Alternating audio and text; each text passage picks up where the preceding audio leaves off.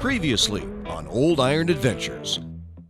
The team at Aumann Auctions hosted their annual Tractor School event, a gathering where hundreds of people from across the globe come to Nokomis, Illinois to witness amazing presentations and, of course, vintage power.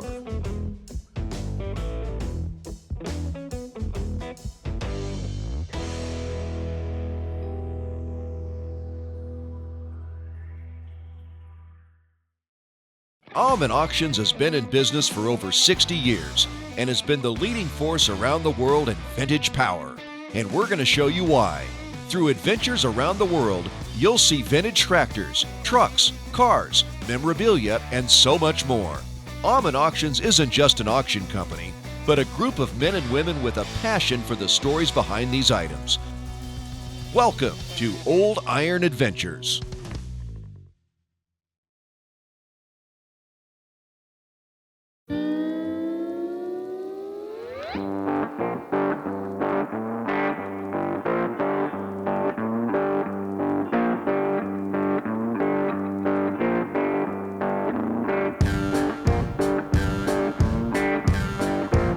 Up in West Bend, Wisconsin, the Aumann Auctions team head to the bi-yearly Classic Green Reunion event. This is the premier event for everything John Deere related, where thousands of people from around the globe come to see all things green. So the Classic Green Reunion happens every other year, and it's a gathering of John Deere enthusiasts and collectors that come together and enjoy everything from memorabilia to lawn and garden to implements to toys and ultimately the antique tractors. And it's always one of the biggest events for John Deere, and we're very, very proud to be part of that and sponsor those reunions. Back in Season 2, the Aumanns team went to Lebanon, Tennessee for this event, where they got to be a part of an amazing weekend. Now, Aumann Auctions is back, and they're looking to showcase even more classic green. This is Roger from Aumann Auctions. We're here today at West Bend, Wisconsin at the Classic Green Reunion. A ton of people here, already a lot of great tractors, see a lot of old friends here already, and we're so excited to sponsor this event again, and just happy to be here. And right now the whole crew's getting everything set up in our vendor area. We have a large area, so hopefully everybody will stop by and see us. We'll be finishing the setup, and we'll be getting ready for tomorrow, so everybody's getting ready to be real engaged. The crowd should be good. It appears like there's going to be a good turnout, so the vendor area, as you look around, it's just completely full. So tomorrow we'll get ready for the crowd. We are here at Classic Green 2025 setup. We've got a pretty good crew here this year. It's Jess's first time and DJ's first time with us, so you'll definitely have to ask them how they think the show's going. But we're gonna have a good setup. We've got a bunch of different stuff on display, so we hope everybody comes and checks it out, but we're excited to see how this year goes. With the Aumanns crew finishing setup for this massive event, they are ready to get things going for a memorable weekend.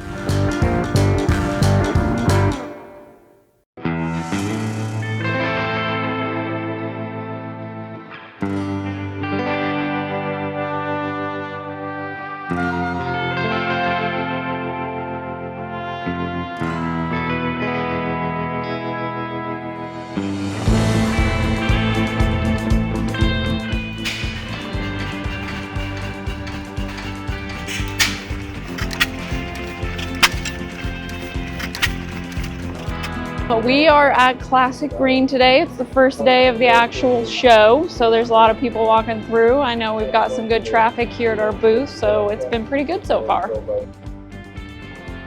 Classic Green is a show and reunion for John Deere collectors all across the country. People come from all over. I actually spoke with a guy this morning. He said he came from New York. So we've got, people from all over, and their slogan is that it's all about the people. It's just a great show for everyone to get together, learn from each other, and look at what everybody has in the hobby. So we're here not only obviously representing Aumann Auctions, but we've also got a couple different entities too as well, including Old Iron Garage and Old Iron Bank.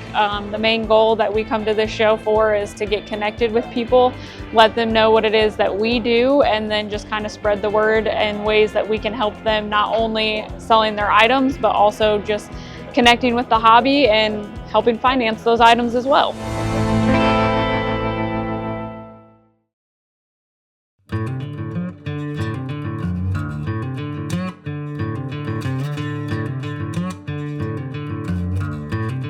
I walked into the memorabilia and toy building here, and immediately I spotted this replica of the 1837 plow. I got Tony Roberts here, who is he is the owner of this. And so Tony, can you tell us a little bit of how this came to be, how this came into your hands? This is just an amazing piece. I love it. Tell us the story, how you came across this. Well, I went to a local auction several years back. I've had it around 10 years. A local, he was a John Deere dealer at one time, but went out. Had terminal cancer and was having an auction, and went to this auction and found some stuff that I was wanting, and they were still bringing stuff out of an old chicken house, and they wound up bringing this out during the auction as I was leaving. And so I went over to see what it was, and I saw it laying on the ground. They just threw it out on the ground. And so I didn't know what it was exactly, but I was interested because of what it is. It's John Deere. It looked old. It was neat looking.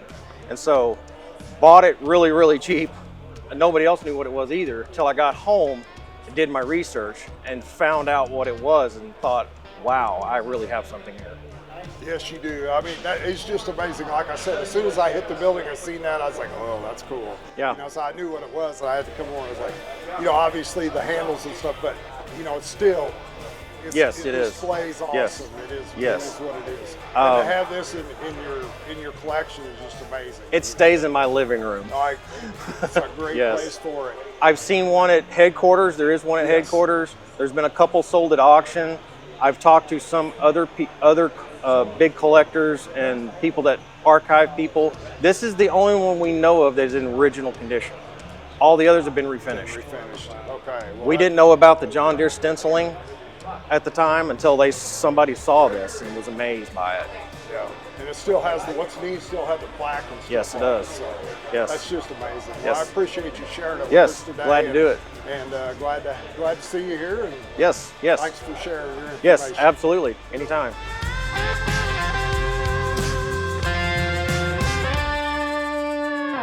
I'm here at Classic Green with Alan Bowman, a John Deere bicycle collector. And he's got quite the lineup, and I just figured we'd show it off for you and have him talk about a little bit of the history. John Deere had a company make these bikes for him for 3 years, 73, 74, and 75. So these bikes are all 50 years old now. The 3, 5, and 10 speeds were made by Steelmaster Enterprise Corporation, a U.S. company with manufacturing in Taiwan. The 20-inch bikes were made, the banana seat bikes, by Terra Products Incorporated of Crawfordsville, Indiana, and their manufacturing was in Taiwan. So they were all made in Taiwan and shipped back to the United States and only sold through the John Deere dealers as far as I've ever known. They did a green 3-speed, and they only did the green 3-speed for 2 years, 73 and 74, and they quit the green 3-speed and they started making a blue 3-speed. So this is only a 1-year bike. There's about 45,000 of the green ones made, but only about 4,000 of the blue ones made. We did a white 5-speed. There's 36,274 of those made, all 3 years. They did 23-inch 10 speeds, only 1 year in 75. There's only 7,466 of those made. And 21-inch frame 10 speed was made all 3 years. And the banana seat bikes for the kids was made all 3 years, and for boys and the girls. The banana seat bikes, the back of the seat has got John Deere right in the seat. They have John Deere emblem on the end of the pedals. And the girls' bike come with that wicker basket that's on there. And they're hard to find. It seems like that's one of the most desirable parts of them, is that It wicker is. basket. I bought that off of one of your auctions years ago. And had to pay up. And it was funny, I called and asked about it. The guy I talked to said, I said, "You think there's much interest?" He said, "Nobody asks about the bike when they call. All they're asking about is the basket."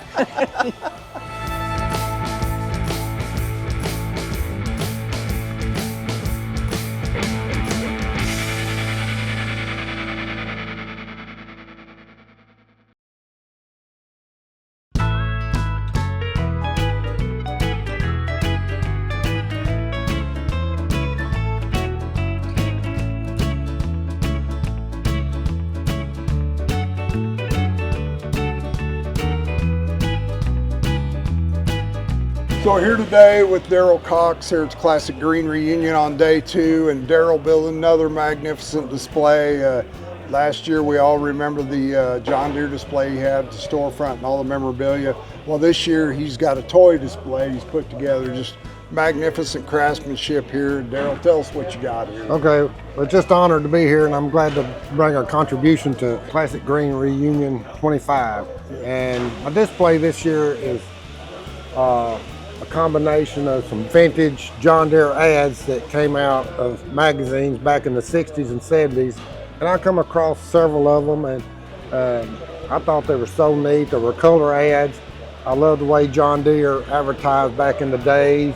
They included a lot of people in their ads and made it more personal, and there's tons of information. So I thought it'd be nice to take and frame the things and bring them here. And I started out kind of small as usual, and one thing led to another, and I came up, and then I was just going to do the picture thing, and then I thought it'd be nice to have a shelf built around it to bring out some of my scratch-built toys that I've built over the years, and I hadn't had them out in a long time, and people always enjoy them, and I thought, well, I'll build a shelf around it and add some of it.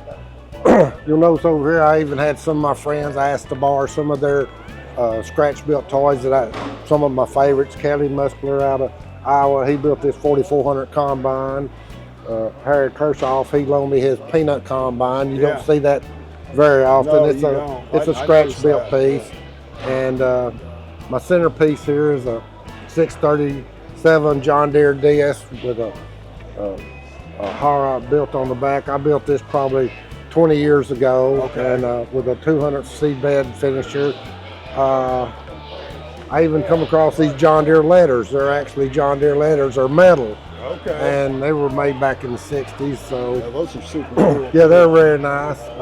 John Deere did a great job with their marketing, didn't they? They Like you did. said, I mean, if you look at this, and everything. the way they did the people, and you got son, Grandpa here advertising the 8440. I mean, how cool is that? That is cool. People just sitting around. I used to sit in a tractor tire, much like that, waiting for somebody to show up for lunch or something like that. And again, just people, Tire Rally 69, that was a big promotional. I've got several of them advertising combines and stuff. Yeah, now the cotton picker stuff, that's I gotta have a cotton picker somewhere on it. You even got one this here, is my don't you? cotton picker. It's a Model 22 mounted on a 730 Earl tractor. I built this because I was raised in cotton country there in West Tennessee. Yes. This is actually a packer that packs cotton in a wagon so you get more in it. Awesome. A lot of people don't even know what it is. But that's I try to highlight everything as far as display. I'll make it show up good. I put the mirrors under it because it really adds a lot of class to it. Yeah. I added different logos to the top. Just, you know, every picture tells a story. And Yes. one of my favorite ones is this right here. It's the little kid with the tire fell off the tractor, and you got a John Deere man here helping them out, and then the little girl running toward I mean, how cool is that? You got the auctioneer here talking about how the value on your tractors, how John Deere hold their value. Right. And they still do today, right? Still do today. This is some of my discs that I built. This is a popular disc back in the day, the 220 Power Flex centerfold disc. Yeah. This is one of my favorite pieces I built. It's the 970 roller hard. It folds up. It's a very neat piece, very complicated to build. Here's some more of that Power Rally 69 business. Just real cool stuff. Another disc that was very popular on our farm. This is a cool one. I always like this, and where it shows the barn, the Holstein. Back in the day, a lot of them would come and paint on the barn and do their advertising. Exactly, yeah.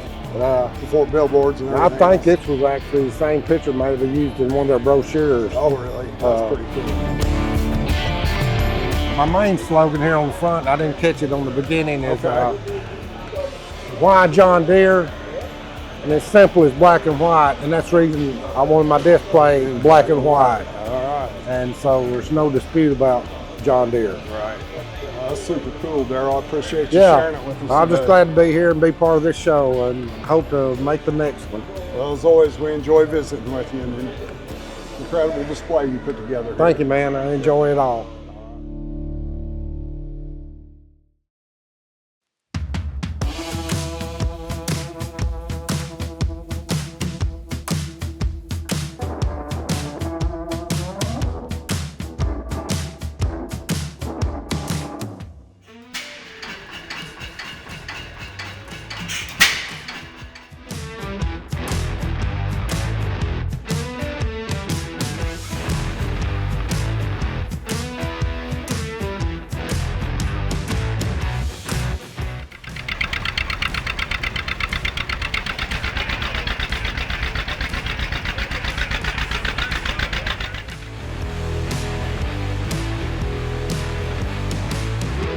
Hey, this is DJ with Aumann Auctions. We're here watching the corn shelling demonstrations at the Classic Green Expo 2025. In the background, you'll see a John Deere number 6 corn sheller putting in some work. Before the days that everyone had a combine, a lot of people would just pick ear corn whole and then they'd take it somewhere and get it shelled. Normally, someone would come along with a sheller to their farm and do it on site. And what the sheller does is it's just got a set of concaves in there, and the rotor will spin it around. It'll strip the grain off of the ear. This way, we're just getting the clean grain and not the husks, not the cob, none of that. It's all gonna be put out. It's gonna get burned. It's gonna get spread back on fields. The clean grain will be used for feed. It'll be used for human consumption. Part of the reason that the sheller got phased out is it was just a process where you had to handle the grain a few times. Now one pass of the combine will take care of all of that. The corn will get stripped off of the plant, it'll come into the machine, and then it'll go through the combine and the rotor, and it'll just get stripped off from there.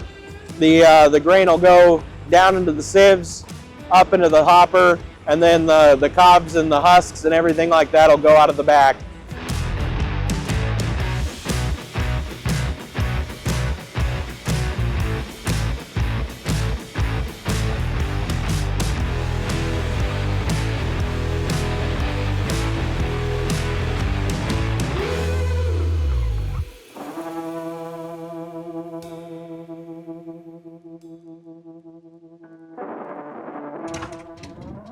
So this is a 420 LP that the guy converted into a weed burner. It's got a propane tank on the belly here. And then on the back,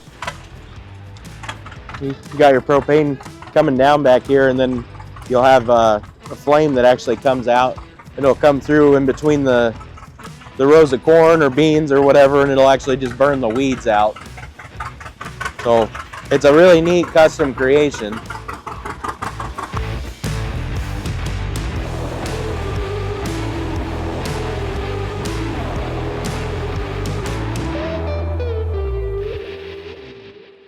Outside the main showroom building, attendees walk by and witness a surprise arrival of one item that is newly built but already has a rich history. What you're looking at here is a John Deere teeter-totter that was built by our very own Brian Holst. Men and women of all ages take their time to enjoy this amazing item, as it is sure to bring a smile to anyone's face. Yeah, so one of our team members, Brian Holst, had always had this dream of making this tractor teeter-totter. And he got it finished just in time for the Classic Green reunion. And when I showed up, people were enjoying that teeter-totter. This is a full-size teeter-totter for full-grown men. And a couple of our staff members, Dave Jepson and Roger Johnson, had previously gotten on the teeter-totter, and by the time I got to the reunion, the video had went viral. I think now it has 7 million views of 2 grown men on a teeter-totter.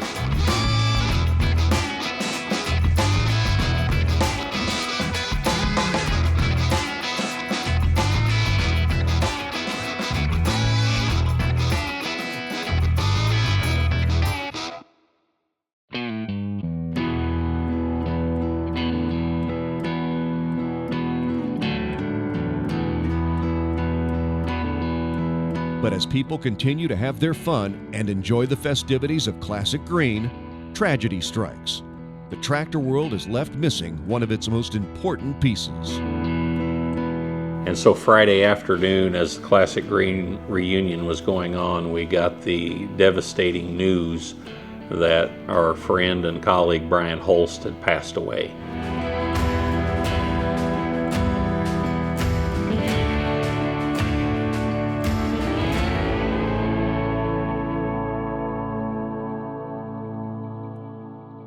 Next time on Old Iron Adventures, Aumann Auctions continue their adventure up in West Bend, Wisconsin, where we get to see more John Deere green and a final farewell to our very own Brian Holst.